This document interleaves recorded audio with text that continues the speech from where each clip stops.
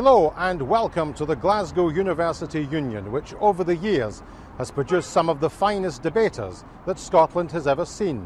Among them, the late Labour leader John Smith, the former leader of the Liberal Democrats Charles Kennedy, and Scotland's first ever First Minister Donald Dewar. So, what is it that makes the debating tradition here at Glasgow just that little bit special? I think everyone at the Union is aware of our success in debating and the style of debating and the manner in which we do it, and I think a lot of people are proud of it at the Union, so it's very important, and particularly with the current members but also the life members as well. We base our style on principle, rhetoric. It's on formulating arguments and withering put-downs rather than being able to regurgitate as many facts as you possibly can at high speed. Well, on Saturday the 19th of November 2011, 8 former champions came here to debate the hot topic in Scottish politics, namely, should Scotland move towards independence? Moving the pro-independence motion was the journalist and broadcaster John Nicholson. Mr Speaker, Sir, Honourable and Right Honourable Members of the House, ladies and gentlemen, it's been a wee while since I last spoke here in the Chamber, but it's good to be back, not least because I'm comforted by the sight of so many old friends and familiar faces on the opposition benches. That was ironic, Austin. What? If only I believed that. What illustrious careers they've had. My opposite number here, managing partner at McKinsey's UK and Ireland, but a former leader of the Liberal Democrats, a big boss at Procter & Gamble. But one thing they all had in common is that 20, 30 and 40 years ago, they were united in one thing, telling us that we should not have independence. It would be a disaster, they told us. We were too poor or too rich, too narrow-minded or too glaiked. Remember the nonsense scare stories we used to get? There would be border posts at Gretna. EastEnders would be banned.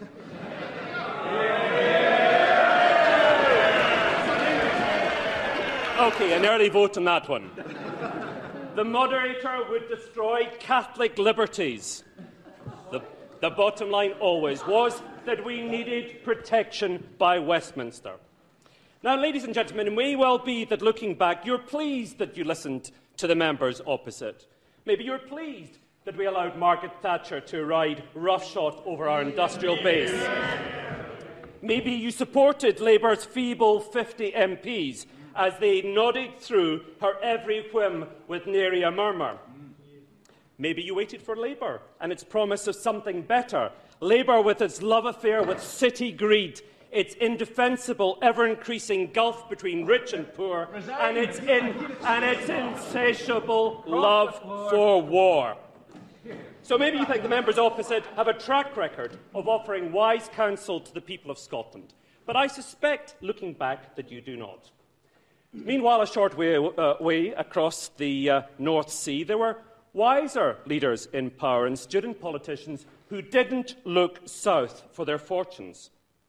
They took their oil bonanza and they invested it. Now 50% richer than the United Kingdom per head, our closest neighbours across the North Sea have these days an oil fund of $350 billion and the third biggest sovereign fund in the world. $75,000 sits in it for every Norwegian, and they've not been profligate.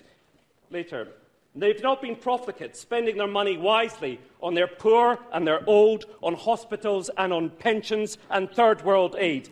The question their leaders asked was this, a very simple question. How can we use our oil fund to become the greatest, fairest society on earth? Information. Yes. It's obviously convenient to use Norway as the example. Convenience in many sense, and you haven't even named it, but I assume it's Norway. Because, of course, they own the oil company. Are you going to nationalise the oil companies that develop the oil fields of the North Sea? Is that the policy that you're going to espouse? And if so, how are you going to do that without sinking this country's economy as every private sector company runs for the hills? No, we're not. What I would advocate doing is simply licensing it, which is what the UK does, and what allows the UK to milk the billions from oil over the last 3 and 4 decades. Now, of course, over here, the question asked by the Unionists wasn't quite so inspiring. Instead, it was the fearty one. What will we do when the oil runs out? They were asking that question in 1970 when Mr. Heath first started spending the money, and they were still asking it in 2000 as it was gorged on by Gordon Brown. And here they are popping up again. On the wrong side of history for decades, but with an independence referendum afoot, they want us to listen to them once more. Well, if you don't mind me saying so, gentlemen, time for a bit of humility. We've heard your arguments for decades. I think we speak second. There is such a thing as déjà vu, and I've got a feeling we're going to hear it all over again. Now, I see that George Osborne was up north of the border the other day. He was treating us to that old canard about independence. That very, very important company bosses, couldn't name any of them, of course, but they told him that they were scared of investing in Scotland in case it became independent. Naturally, as I say, he couldn't mention them, but his timing was kind of off, because just up the road, his pal, the Prime Minister, had been signing a deal with BP, who are investing £10 billion in North Sea development, with estimates of £1 trillion of reserves in oil and gas still to come. That is 20 billion barrels left, enough to keep the Clarefield alone pumping until 2050 at least. Yes? When you decide the right outcome, will you prioritise what's good for Scotland or what's good for the world? Sorry? Well, exactly. It's always good to enter into a little philosophical debates. At these debates, existential, as my right honourable friend says. I have to say that I think happy society is a combination of both. All this. I think he's got it. That must be the most powerful point of information yet offered, followed by a powerful heckle of an ah. I stand shrunk and devastated.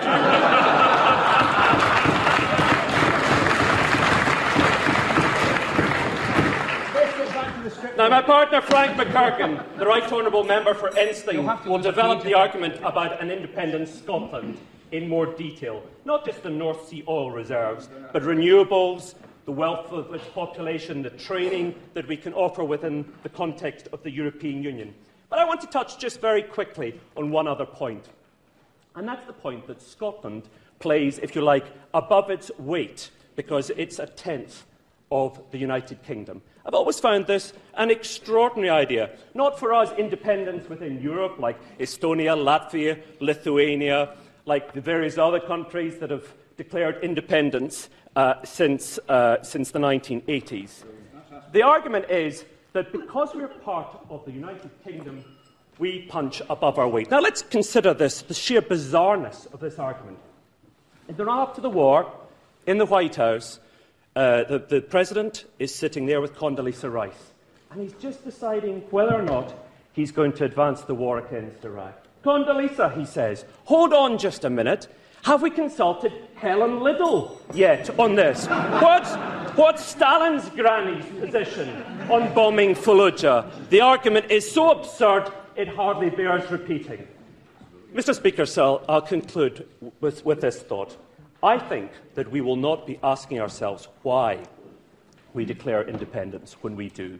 I think our only regret will be this, that we waited so long for independence. Mr. Speaker, sir, ladies and gentlemen, I commend this motion to the House.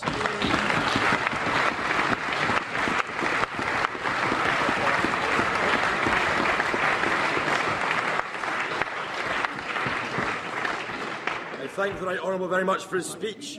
Now, to open the case for side opposition, I'd like to call a former President of the Union, World Champion in 1987, and now Managing Director of global consultancy firm McKinsey, Kevin Sneeder.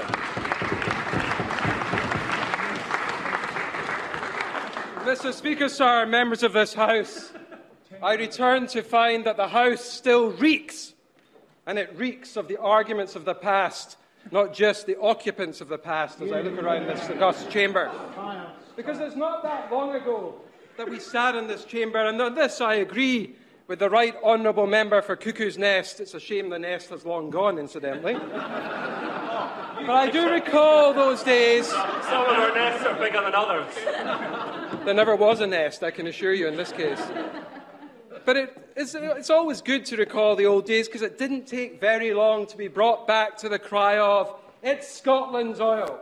And that was the argument that the proposition have put in front of this House today. Well, I think it is time to recognise reality. And as I look around here, the hairlines and the waistlines bring me back to reality. And if that doesn't bring me back to reality, the presence of a former girlfriend sitting right there certainly does. Because, Mr. Speaker,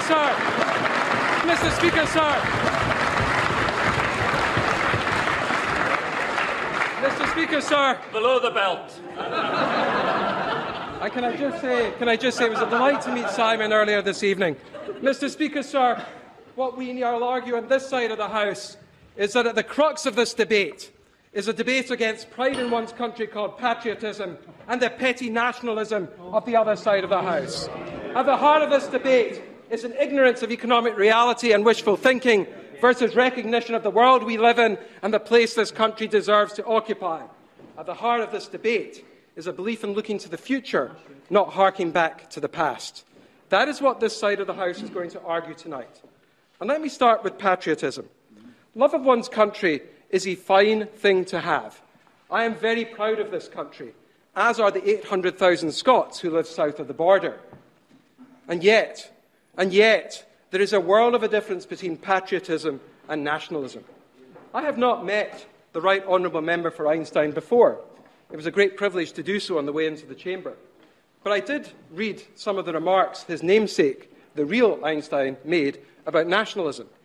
And albeit this was at a different time, a time when the storm clouds of war were gathering, at a time when people knew what nationalism was about to become.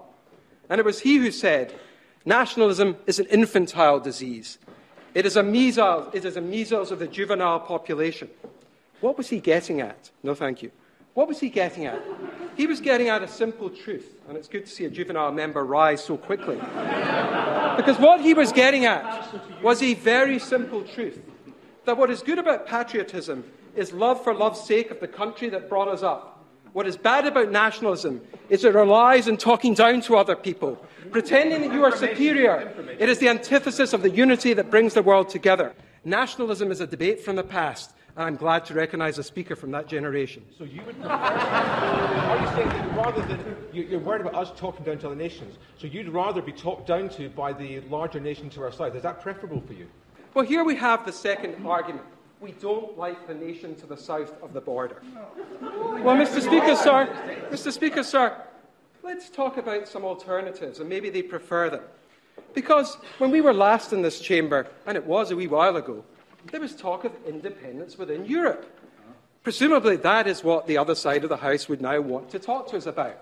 That this fair country of ours, if we don't like being in the periphery of the UK, goodness, we are really going to love being at the periphery of a Europe that finds itself talking about ever greater political union. No, thank you. I think I've got them excited now. Let's keep going. There's obviously something in here. A Europe that finds itself not willing to accept democratic rule anymore because it simply cannot afford to do so. And we're not talking about small countries. We're talking about the Italys of this world. But since it was the opening speaker who brought up the example of Norway, I should remind him, just in 1 minute, I'll be very happy to take you in a moment. I should remind him that it wasn't just Norway that was instant as part of this wonderful arc of prosperity. Do you remember that quote? 2006, the arc of prosperity. Yeah. Norway, Ireland, Iceland, those economic titans just trip off the tongue. Sir, I will take your information. The Right Honourable Gentleman, members of the House might be interested to know, is in charge of McKinsey's UK and also Ireland. I'd be interested to know if the Right Honourable Gentleman finds much demand in Southern Ireland for a return to Westminster. I get to visit Ireland a lot. There's not a lot of love for where Ireland is today in terms of a return to Brussels or Berlin or any other country which actually holds the driving reins when it comes to the economy of Ireland. Because let us be clear of the economic realities that side clearly has not learned. That'll be a no then. £13,000 per person was the bailout cost for every person in the country of Ireland. £32,000 is the cost in Iceland. That is money which this nation cannot afford. Can you imagine if we had been left on our own to bail out our banks? That would have been an unmitigated economic disaster, and would have left this economy burdened with debt, the levels of which it could not afford to repay. No, thank you. Indeed, you are indeed a member of the banks living down south, and I assume you would like to be bailed out because you have been. Mr. Speaker, sir, Norway was the other country which they chose to instance. Dear old Norway, not now. Dear old Norway, a fine country, a great country, but utterly and completely irrelevant when it comes to this debate. Why? Because the Statoil, the company that owns the oil, is a Norwegian-owned entity. The reality is the only way we will earn the kind of money which they are talking about is if we overturn the licences which have been granted to private enterprise and instead turn ourselves to a situation in which we have nationalised the companies, and that will not play to any economic future of which you would want to be a part of. So, Mr. Speaker, sir, we've heard from the proposition an argument that comes down to it's Scotland's oil and we don't like what goes on down south. Well, Mr. Speaker, sir, this side of the House is very clearly going to argue tonight that patriotism is something to behold, nationalism is something to fear.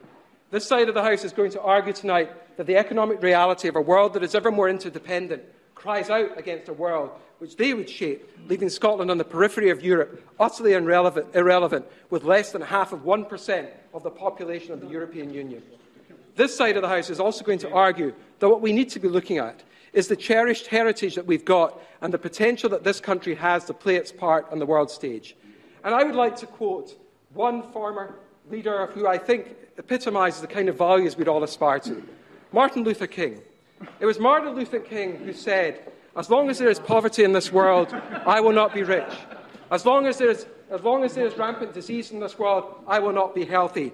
He also went on to say, that is the world we live in, and in that world, no person should stand out and say that they are independent. We are all interdependent. We are in this together. That is what this side of the House will argue, and we reject the arguments of the government.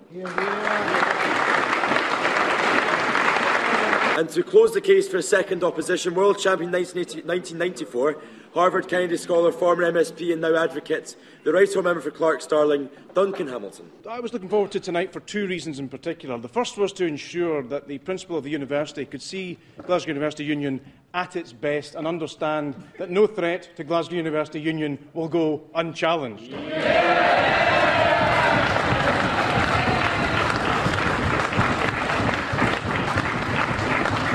And the most important person applauding is the rector, and I'm delighted to see that that's going to be carried all the way to the top of the university. But the second thing I was looking forward to was hearing a positive case for the union. I've devoted more of my life to the case for Scottish independence. I've listened to more of these debates probably than anyone else here. And one of the defining features of it has always been that there is a case, like it or not, a positive case for independence that has been constructed. Usually there has been nothing other than smears and fears, too poor, too stupid, out of time, isolation. We've heard it all. I see before me here four gentlemen I know and respect. I'm sorry, three, down.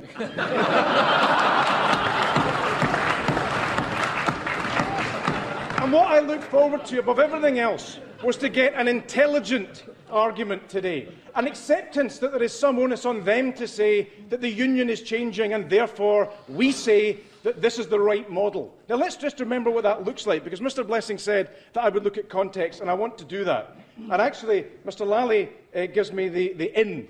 One of his heroes, Keir Hardie. Let's just remember some of the history here. An election address in 1888, where Keir Hardie says a Scottish Parliament is just round the corner.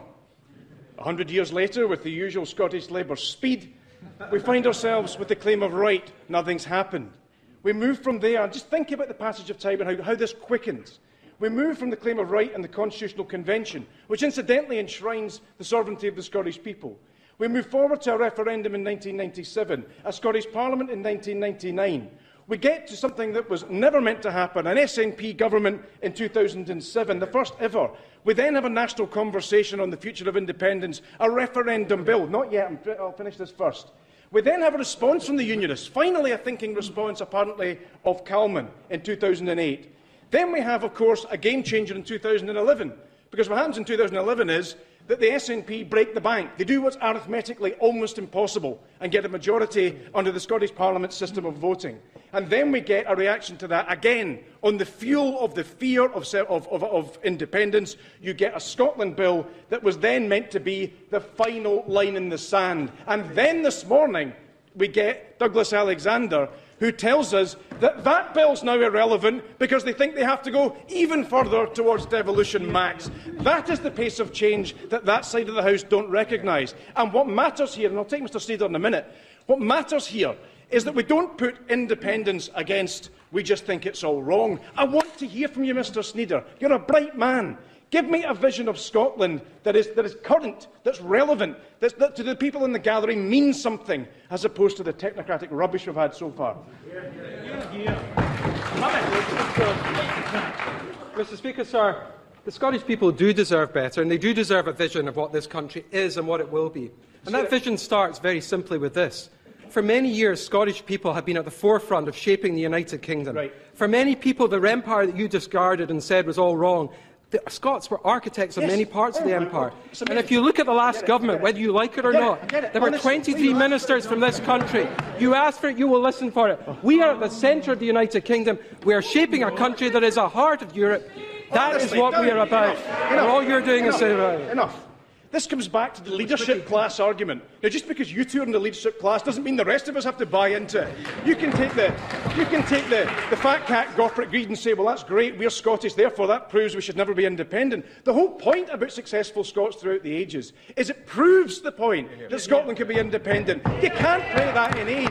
You cannot play that. Sit down. You can't play that in aid of an argument for the Union. That's an argument for why we should be independent, not an argument for the status quo.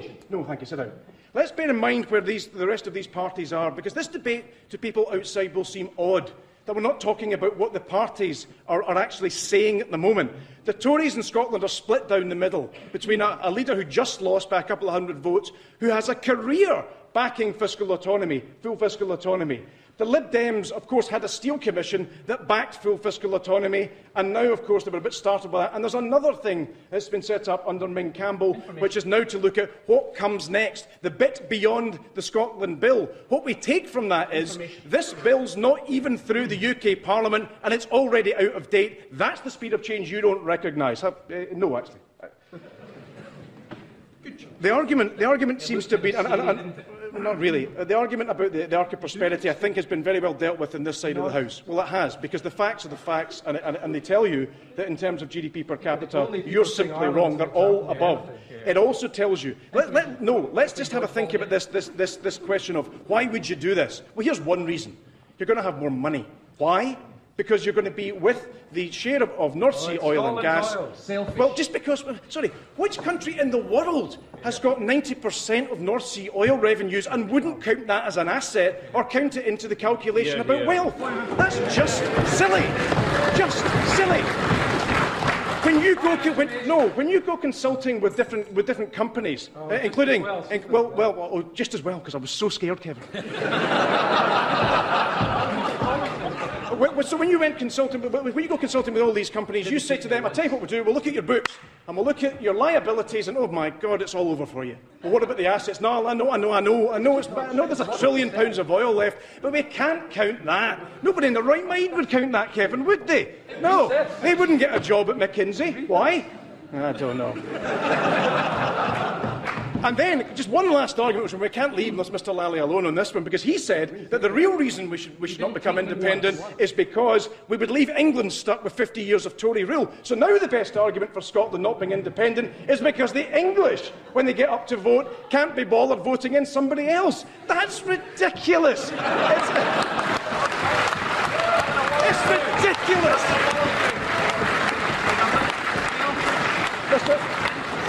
Mr Speaker, well, introspection might be an idea for you, maybe, after the debate. Mr Speaker, sir, the whole point about this argument is that there is now there's now constructed in Scotland an argument that says, here is a window of opportunity, and as Mr Blessing says, it is for all of the parties, all of us. It's not just for the politicians. This is a referendum. It's about the people. You get a vote, and 3 out of 4 of these people aren't even qualified to vote in the referendum. It's about the people, and it's about choices, and it's about rational, reasoned choices. You've heard a case on this side, a positive vision. You've heard nothing on that side to displace that. And on that basis alone, Mr. Speaker, I beg to move.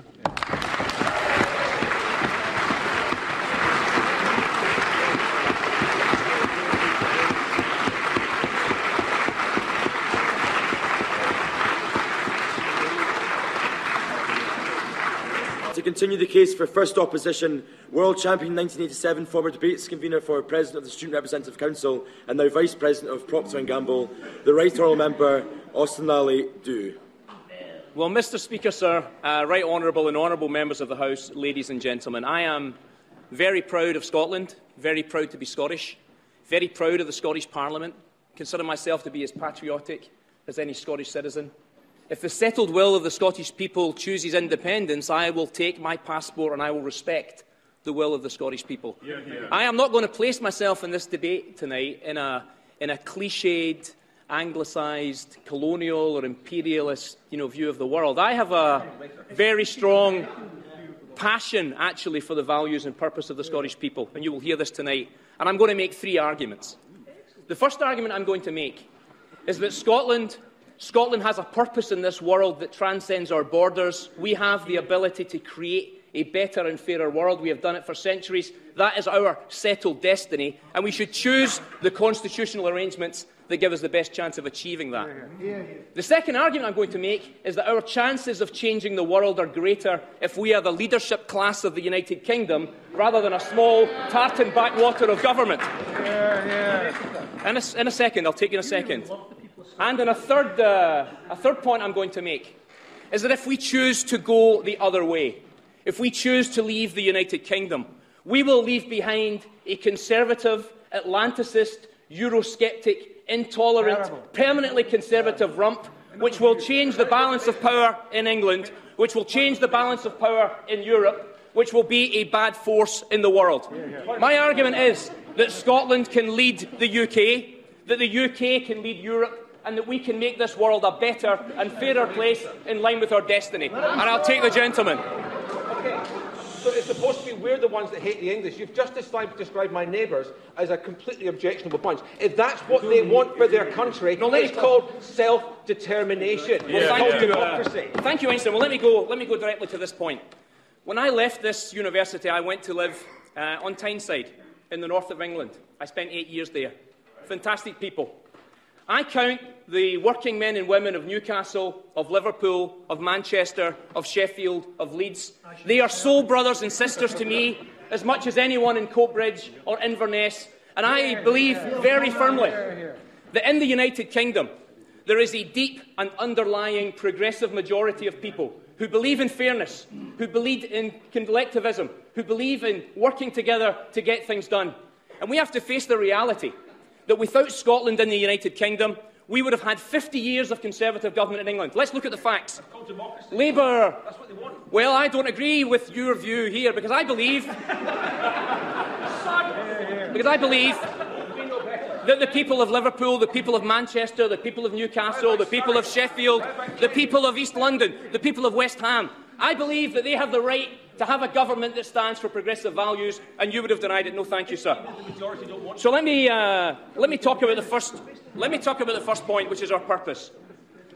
Scottish values have always been characterised by community, by hard work, by invention, by creativity, and Scotland has had a tremendous impact globally over the past 300 or 400 years.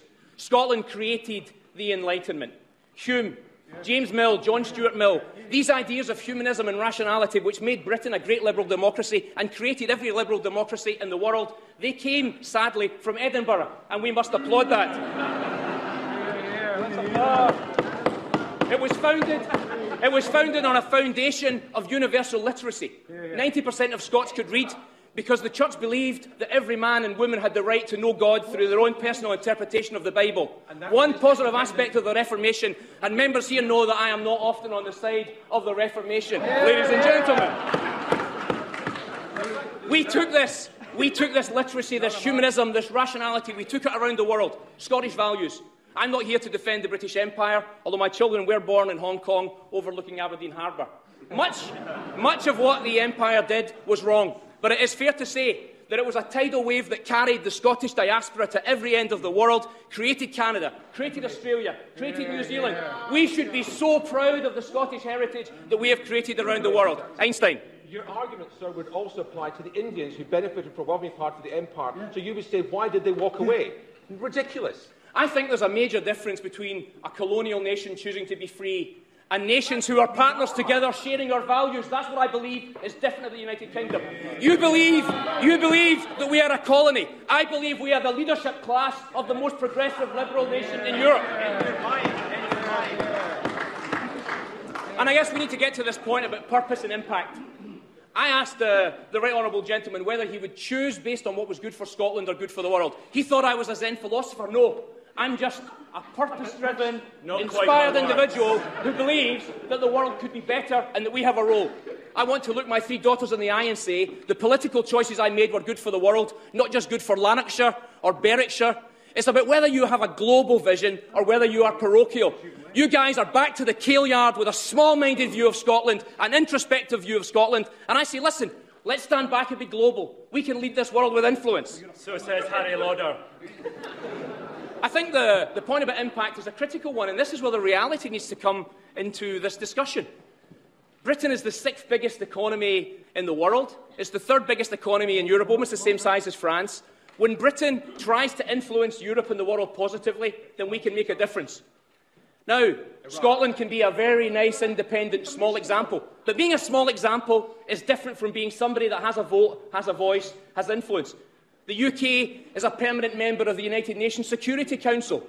This is a very dangerous and uncertain world we are living in. We call it VUCA, volatile, uncertain, complex and ambiguous. I want that voice in the United Nations to be exercised for progressive forces, and I believe that's something that Scotland can do as a progressive part of the United Kingdom. Leadership in Iraq. The final thing I want to say at the end of this, Mr. Speaker, is I believe a UK without Scotland would be a sadder place, would be a negative place. When I think of my idols, when I think of the role models for me, I don't think of Robert the Bruce or William Wallace. I say my idols, the first one is Keir Hardie. Born actually a few miles from me in Lanarkshire. He created the Labour Party. He changed Britain in this century. We would not have this education system. We would not have this diverse audience. We wouldn't have the NHS. We wouldn't have the Britain that we know today if it were not for the Labour Party created in Scotland. But Keir Hardie represented seats in Wales, Merthyr Tydfil. He created seats, I guess he represented West Ham. That was a guy who was an internationalist. Jimmy Maxton, an internationalist. Actually, John Smith, I know we have Baroness Smith here. I want to make a mention there.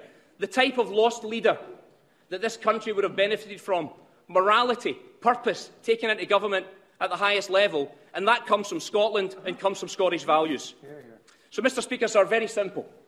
We should choose the role that gives Scotland the chance to have impact in the world. That impact is best served, funnelled through a nation the size of the United Kingdom, where we are partners and equals.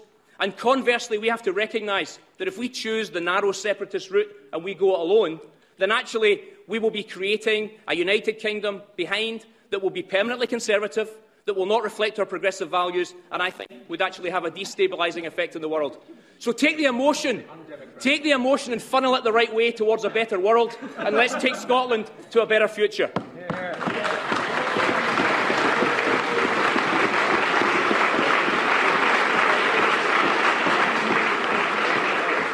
And now, whilst the clerks collect their ballot papers, we'll do a vote by the House. First of all, we'll do those in favour say aye, and then those are against say nay, rather than trying to get everyone out to the back. So I think on the count of 3, when I hit my gavel, hopefully it won't fall off, let's say aye from those that are in favour. Aye! And those that are against? Can I firstly say, although the results may not be unanimous, I think it's unanimous amongst the clerk's bench and in the whole House as well, that tonight's debate has been a testament to the sentiment that once you've got it, you certainly don't lose it. Be careful with that.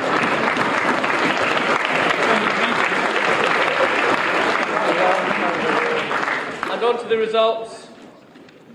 For the prize of the best individual speaker, from the benches of second proposition, the Right Honourable Member for Clarks Darling, Duncan Hamilton.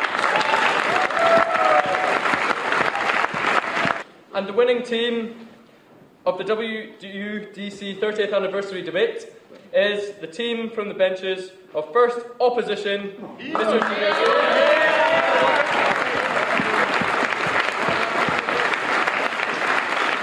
Oh, it was most enjoyable. I must say it took me back a very long time, but not very much has changed. It was a splendid debate, I must say. There were many fascinating contributions. Did the judges on the point of debating points get the decision right in your view? Yeah, well, I think they awarded the prize to the best of the debaters. I'm not so sure about the better team. Absolutely wonderful. Great to be back. The standard was superb, as I would expect, and you can see why every one of them was a world champion in their day. Did you think the right team won? Yes, I do actually, as a team, and I think without question Duncan deserved the best individual speaker. What was it about his speech that impressed? Very difficult to put my finger on it. I think he brought a touch that everyone in the audience could understand, and I wouldn't say that about all the other speakers. I thought he summarised the debate extremely well, and he clearly has an immense knowledgeable brief from many years working with the SNP. Well, first of all, it was very enjoyable. A lot of wit and humour, and I hope if we're going to have in the next couple of years arguments and disputes about this, that it's done with the same civilised and humorous approach. I don't know if anybody's mind was changed as a result of the arguments and whatever, but it was immensely instructive and enjoyable.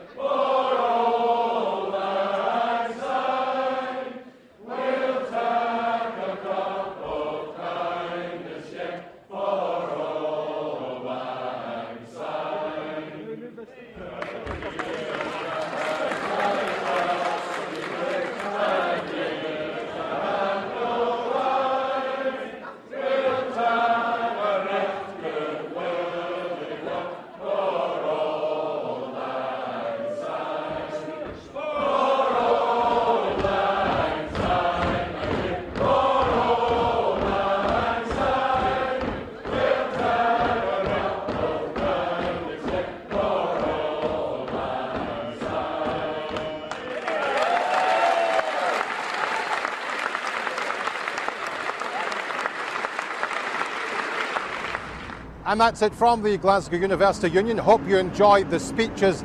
Some of our modern day parliamentarians could learn a thing or two from those who were debating tonight. From me, Bernard Ponsonby, goodbye.